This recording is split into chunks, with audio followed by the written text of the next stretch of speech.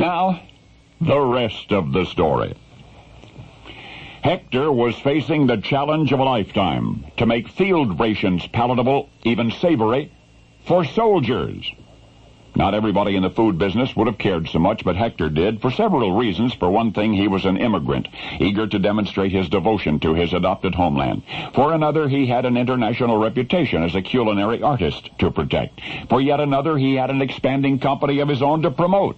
And for yet another, Hector now, as always, as much as he relished food, relished a challenge even more. So, when the carloads of ham and eggs backed up to his company's door, Hector pondered more profoundly than ever before in his remarkable career. How might these simple staples be transformed into something better than Spam, into travel-durable delicacies for the United States Army?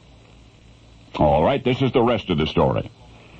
And there's something almost silver screen romantic about the lives and colorful careers of the great chefs, and Chef Hector was among the greatest.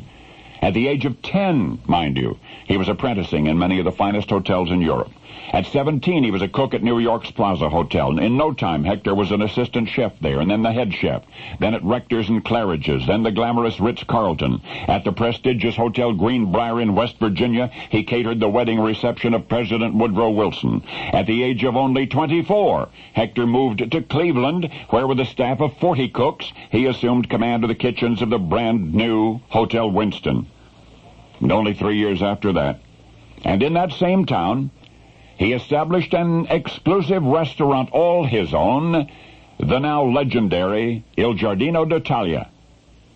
And that restaurant was unique in that customers, and he was the first, I think, to do this, customers, in order to enter or depart the restaurant, had to pass through the kitchen.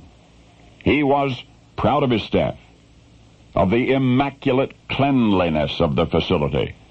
And to an increasing extent, as customers were leaving the restaurant, they would ask if perhaps Hector would be so kind as to provide them with a take-out jar of his inimitable tomato sauce.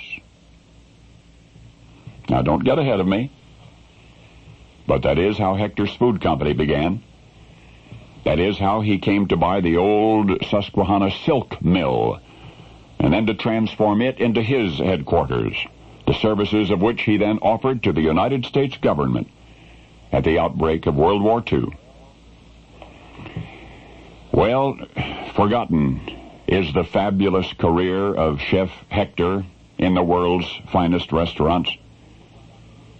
Except by a few, forgotten is the wedding reception of Woodrow Wilson, and even the United States Armed Forces Award for Excellence for the superior wartime rations which he produced, and the award ceremony itself, which was broadcast nationwide in June 1943.